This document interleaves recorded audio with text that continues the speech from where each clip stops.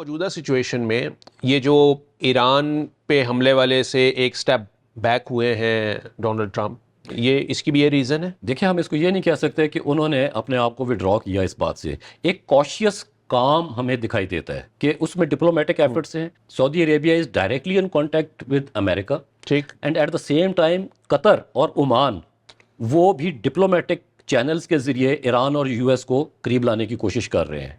तो अपेरेंटली तो लग रहा है कि एक थॉ है, हमें नज़र आता, एक पीस नज़र आ रहा है, लेकिन हम इसको कॉशियस कॉम जैसे मैंने कहा हम कह सकते हैं। मतलब खतरा अभी टला नहीं है, इसलिए कि some Iranians are still bracing for the situation, वो जो एस्केलेट हो सकती है।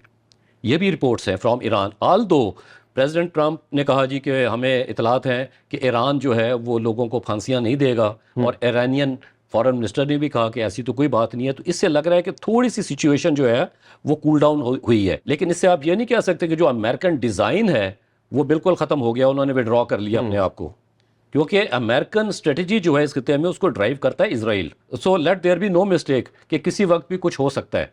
ठीक है। अच्छा, ये जो हम पोलराइजेशन की बात हो रही थी राना साहब, तो उसमें अब हम ये समझें कि नेक्स्ट जो है वो यूएस और इसराइल सिर्फ है और बाकी दुनिया एक तरफ है? अगर सिचुएशन इसी तरह आगे जाती है वेस्ट के हवाले से और ईस्ट के हवाले से, यानी वेस्ट के हवाले से मैं बात कर रहा हूँ ग्रीनलैंड के इशू पे, और ईस्ट का जो है वो ईरान।